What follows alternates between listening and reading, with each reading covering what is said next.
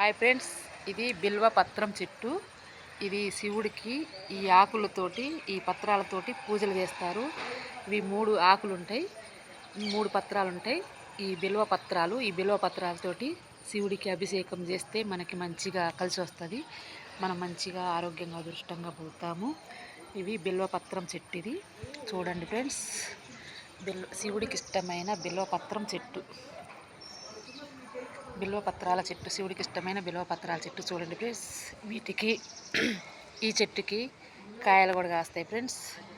ఇంకో ఇక్కడ ఈ చక్కగా కాయ కాసింది ఫ్రెండ్స్. ఇవి కాయలు కాసినాయి.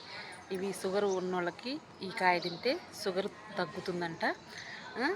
బిల్వపత్రం చెట్టు ఫ్రెండ్స్. ఇది ఇక్కడ కాయ ఉంది ఫ్రెండ్స్. ఇవి ఇక్కడ కాయ ఉంది ఫ్రెండ్స్. ఈ కాయలు తింటే షుగర్ తగ్గుతుందంట, ఆరోగ్యంగా ఉంటారంట. ఇది శివుడికి ఇష్టమైన బిల్వపత్రాల చెట్టు అండి. ఇగో 3 ఆకులు ఉంటాయండి. ఈ బిల్వపత్రం చెట్టు శివుడికి ఇష్టమైన చెట్టు అండి, బిల్వపత్రం చెట్టు.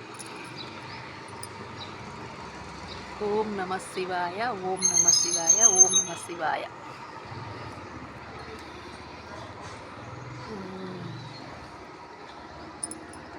ఓం నమ శివాయ, ఓం నమ శివాయ.